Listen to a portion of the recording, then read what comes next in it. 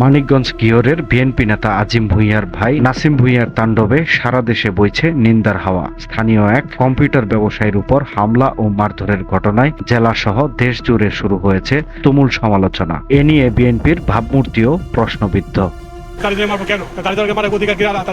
ভিডিওতে যতটুকু দেখছি সেটা কারণ আমাদের মুসলিমদের হৃদয়ে অনেক আঘাত লাগছে যে এরকম করে একটা মানুষকে দাঁড়িয়ে ধরে। সোমবার রাত 9টার দিকে উপজেলার বাসস্ট্যান্ড এলাকার একটি কম্পিউটার কম্পোজের দোকানে এ ঘটনার পর ভুক্তভোগী ব্যবসায়ী থানায় মামলা করেছেন বলে জানান ঘিওর থানার ওসি মোহাম্মদ রফিকুল ইসলাম।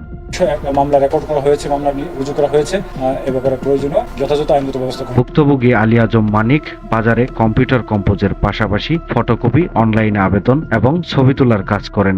তিনি উপজেলার 13 শ্রী বাহাদুরপুর গ্রামের সেলিম হোসেন দুলালের ছেলে। ঘটনার দিন সন্ধ্যায় নাসিম ভূঁইয়া জরুরি কাজ করাবেন বলে আসলে তাকে একটু অপেক্ষা করতে বলেন ব্যবসায়ী মানিক। অপেক্ষা করতে বলায় মানিকের উপর চড়াও হন তিনি। এক পর্যায়ে তর্ক বিতর্ক, এরপর মানিককে করা হয় মারধর। এক পর্যায়ে দাড়ি টেনে হিসড়েও মারধর করেন, যার ভিডিও এখন সামাজিক যোগাযোগ মাধ্যমে ভাইরাল। যে কোনো দোকানে গেলে এই দোকানদাররা তাকে কোনো কিছু দিতে চায় না, কারণ সেটা ঠিক মতো টাকা দেয় না।